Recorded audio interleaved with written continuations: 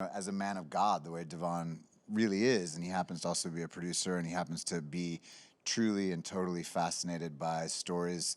about faith and about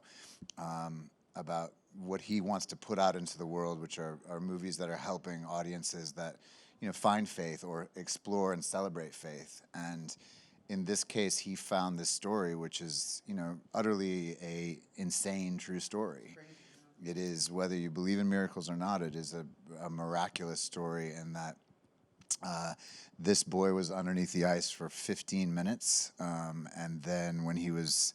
pulled out of the ice, he was lifeless, completely lifeless, no heartbeat, no pulse, no nothing, no sign of life whatsoever for an hour.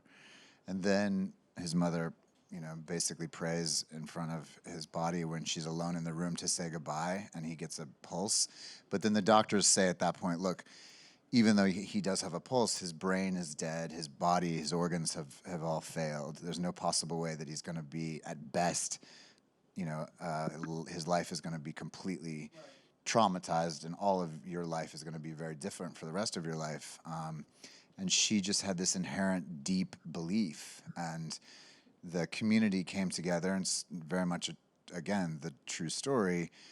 which, again, I go to this point of, like, I think it's easy to dismiss this movie as a faith-based movie, but the reality is that pretty much, we sort of time-stamp the film as we go through it of this happened at this point, this happened at this point, this is 3 days later, and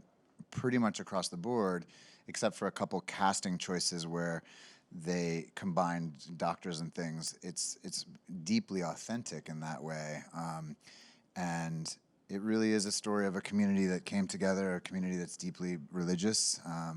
and the church that came together. And one of the reasons why I did the movie, which again is a true story, is that they decided to take him off life support, basically to either let him live or let him die. Yeah. And the night that they did that,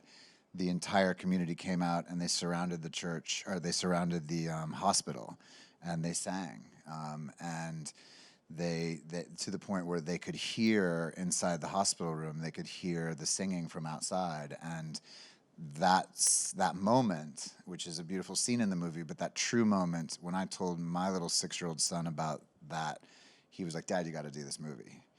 And it's really one of the reasons I did the movie, because it's true.